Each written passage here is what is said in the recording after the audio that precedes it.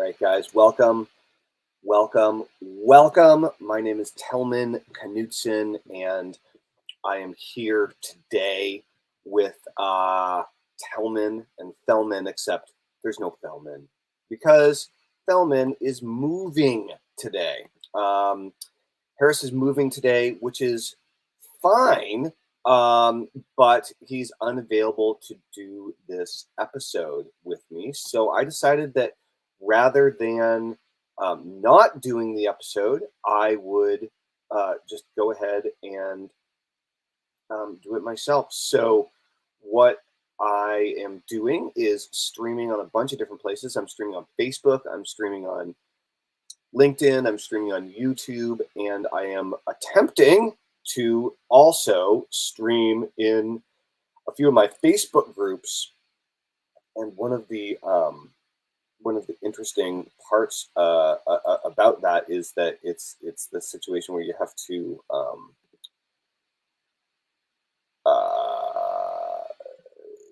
do all this stuff. So I'm trying to set this up, and there's here's what I need to do. I need to add Tellman and Fellman episode 4, and this is called isolation versus collaboration. So what happened is a few months ago there was some confusing stuff that happened with APIs and Facebook groups, and that made it a colossal pain in the butt to multi-stream in Facebook groups as well as on other places. So I'm having to do a bunch of like back office tech stuff that I need to somehow set aside a better process for. So hopefully this is live and live everywhere. It looks like things are working, so we'll see. Anyway, my name's Tellman Knudsen. I've been an internet entrepreneur since 2003, and I've been an entrepreneur since 1996, 97. Serial entrepreneur, and I started a bunch of businesses before I went online in 2003, and then I really wanted to. The internet seemed like a brand new world full of untapped possibilities, lots of creativity, lots of brand new things to try that nobody ever tried before. And so I really got into email marketing and internet marketing to help me grow my business ideas back then. And back then I wanted to figure out, I was a local hypnotist and hypnotherapist in Vermont, and I wanted to break free from working with clients one-on-one as my sole source of income, because I was not making enough money to really make ends meet. I was working my tail off, and I had learned about the idea of duplication and how to sell a recording of yourself, right? So I was like, well, if I could sell hypnosis CDs, then I wouldn't be selling my time anymore. And so that was the leverage point that I was really going for, is I was trying to figure out how to sell hypnosis CDs back in 2003. Or the other thing that I was trying to sell was my first product from my very first business, Tellman's Salsa. I still have a jar here that hangs out on my desk. I love making hot sauce and salsa. I'm a hot pepper fanatic. And I was trying to figure out how to sell salsa on the internet or hypnosis CDs on the internet, and I totally couldn't do either one of them. I couldn't crack the code, couldn't figure it out, and realized I had to get good at. I had to learn marketing, and so I started reading books about marketing, reading ebooks about marketing, read a bunch of Mark Joyner's stuff, and I was in rural Vermont, small town, rural Vermont, town small enough so there's no Starbucks. Just it's not the most rural town in the world, but pretty rural, and it's a growing town, but it was smaller back then. And so what ended up happening was I wanted to break free from the local economy, but I wanted to stay living where I was living, and I was studying all these marketing books, and then I started figuring out how to apply some of the direct response marketing principles I was learning in my local hypnosis business, actually, and my hypnosis business ended up taking off. And I filled my schedule up, and I was making more money. But what the problem was, I was highly capped. I had tons of college debt, I had tons of credit card debt from various failed business attempts, and I was a one-man show. I was a solopreneur. I was all alone. I was doing everything by myself for years with multiple business ventures. Yeah, and it was never, I was never able to like bootstrap myself to success just by putting in the hours, just by working hard. And so I was, I didn't feel that I had enough income or money management skills to hire anybody. So I was stuck as a one man show, right? As a solopreneur. And so if you are a solopreneur, you've been a solopreneur, just say solopreneur in the comments so I know I'm not alone, right? And there is this ideological view. There's this dream of becoming a one-man millionaire, right? There's this dream of having $1 million business as a one-person show. Like, I can do it all. I'm that awesome. I'm capable of anything. I can do it. And cool. I mean, if you want to, that's fine, except like you won't have anything else going on in your life. You'll burn all the relationships in your life to the ground. You'll like not spend enough time with your kids or your parents or your friends. You'll lose all track of social life and you'll only have business friends, and you'll be completely focused on exclusively money all the time. Your health will probably fall apart, right?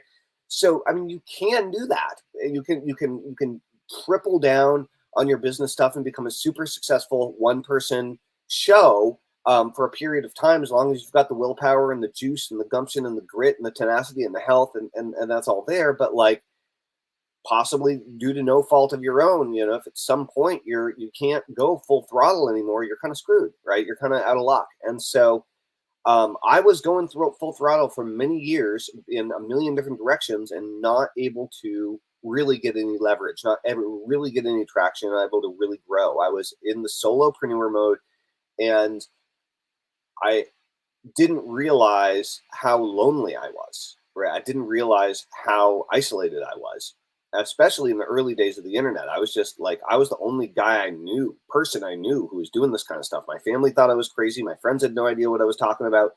Like, building an email list was not common 20 years ago, right? And so I stumbled across this one thing that really changed stuff for me. And what happened that allowed me to break free is I started collaborating with others. I did this in a variety of ways, and throughout my 20 plus years as an internet entrepreneur, what I've discovered is every time I lean into this, for me, my business grows and things are great. I get more opportunities. I feel better. I make more money. I have more intelligent, interesting, thought-provoking conversations. Everything gets better. And whenever I forget about it and take it for granted and don't really double down on collaboration, then things slowly start to fall apart.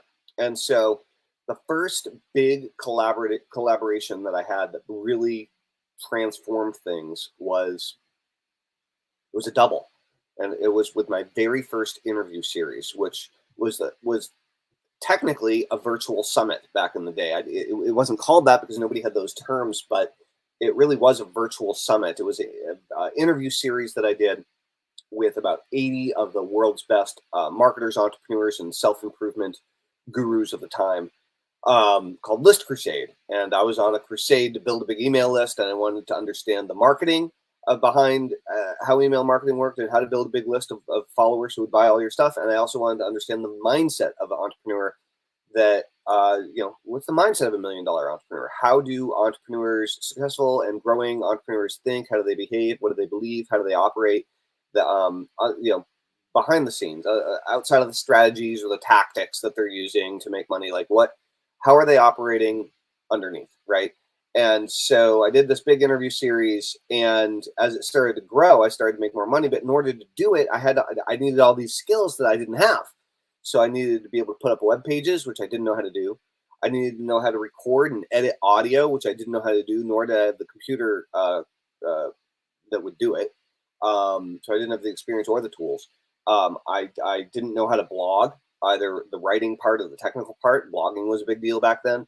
I certainly wasn't good at graphic design.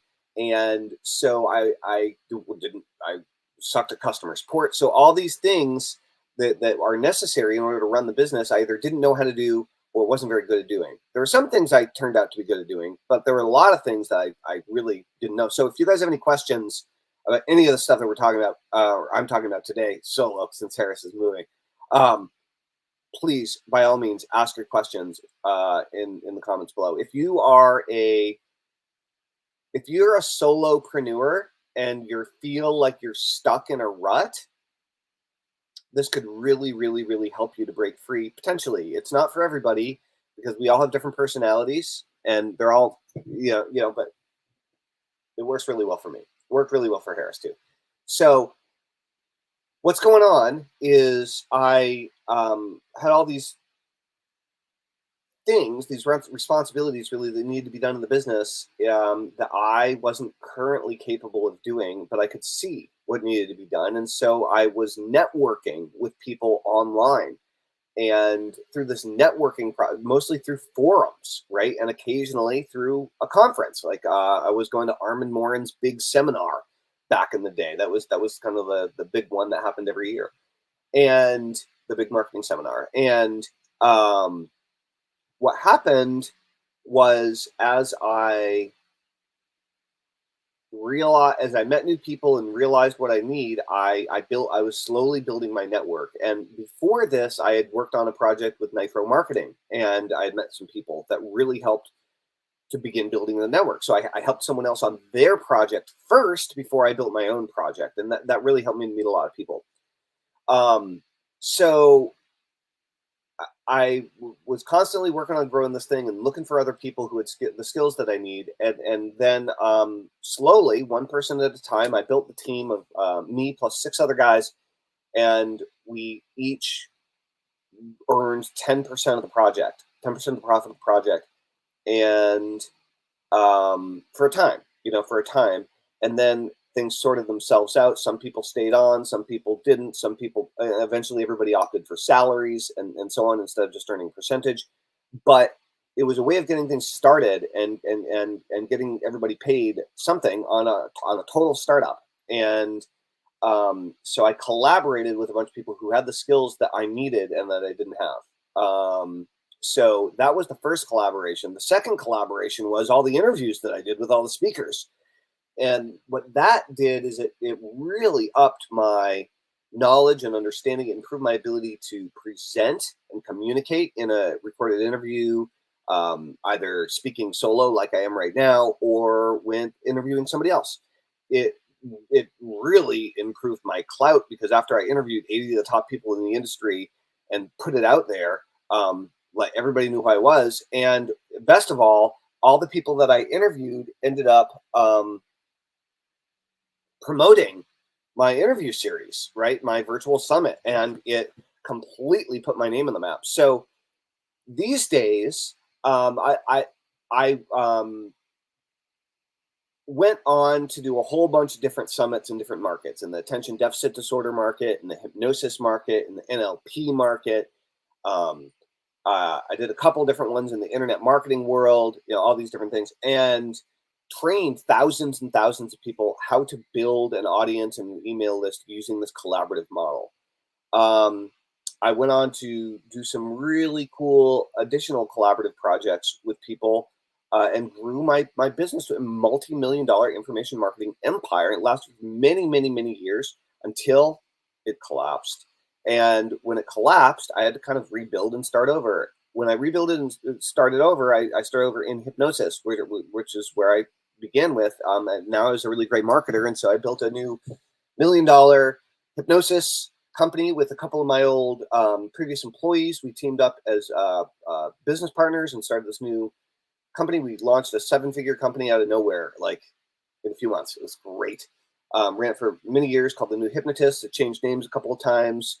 I left it, then ended up coming back to me. And a few other projects later, I ended up suddenly realizing, oh, I'm getting divorced. And like I'm no longer living with the mother of my children, and I'm now single dadding half time and running my business. And so I went through a lot of changes. And during that time, I became much more insular. I was like, okay, I just need to cut back on projects. I need to really kind of just retract and simplify and whatever. And that's good, except what I didn't do is I didn't focus on collaborations with people. And little did I notice that my like energy for going out there and trying new things was decreasing. It was going down, and so actually quite a long time went by without me really launching anything new, and I kind of got disconnected. I mean, I was out there every now and again. I still send a lot of emails, kind of out there here and there on social media, but I've never really loved social media, truth be told. And so, um,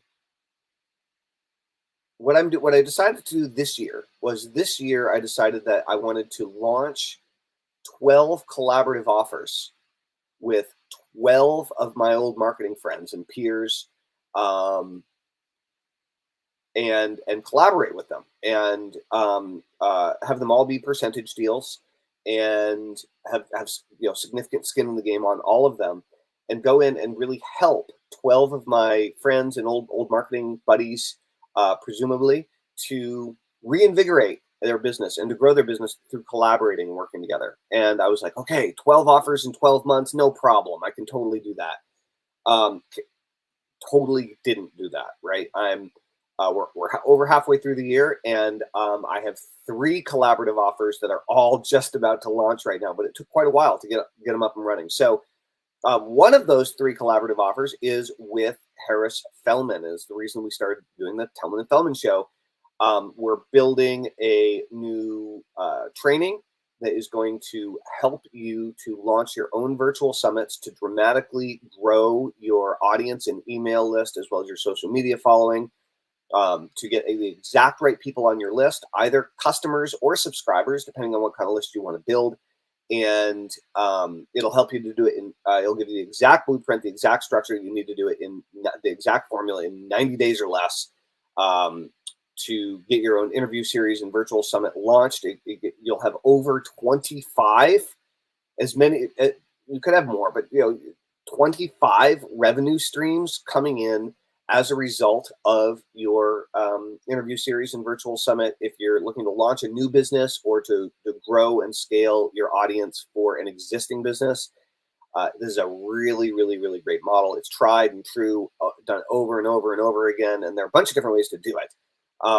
But if you're interested in working with us, we have a boot camp coming up, and we're going to be working with some clients and training you guys how to do it. So if you're interested, type "grow my audience" into the comments and send me or Harris a direct message on whatever platform you're watching this video on, because we are multi-streaming it all over the place, and we can set up a call and chat about it if it would be a good thing for your business, and it would make sense. A very intensive program. It's not cheap.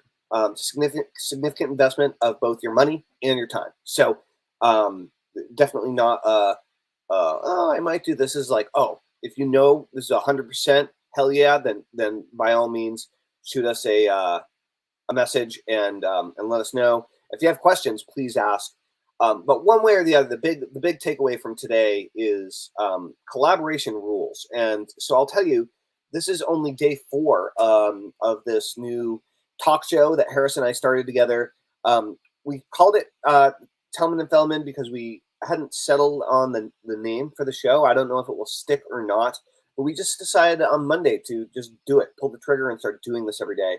I think we're doing it 5 days a week, and it's a really, really, really great way to connect with your audience, and to consistently go out there and find new people to interview and connect with. So one of the interesting things that has happened is one of my Facebook groups that I stream this in is not nearly as active as I wish it was. And just as a result, I think as a result of doing these videos, that we've got I got a request from someone who would like to help me reinvigorate, re-energize my Facebook group, who appears to have a really good track record, though I've never worked with them before, and has worked with some very, very large names that I know of. Nobody that I'm close friends with, but certain people that are reachable. And and to do it on I believe percentage, and so um, just as a result of Harris and I collaborating and starting to create some content, we're already starting to see opportunities coming toward us rather than creating the opportunities and trying to get people involved with them. And so if you want to get more traction faster, I highly recommend see how you can sprinkle a little collaboration dust on the project that you're working on and involve more A players. Don't involve people who are as smart or smarter, as experienced or more experienced, as skilled or more skilled in their respective areas than you, and make sure they have the skills that you need in order to really crank your project up. So if you have questions about building a team, collaborating, interviewing people, how to use collaboration in order to accelerate your success, please ask that below. My name's Tellman Knutson. I hope you have an awesome day. This is episode 4 of Tellman and Fellman. We will see Fellman again very, very soon. All right, that's all for now. Over and out. Have a great day.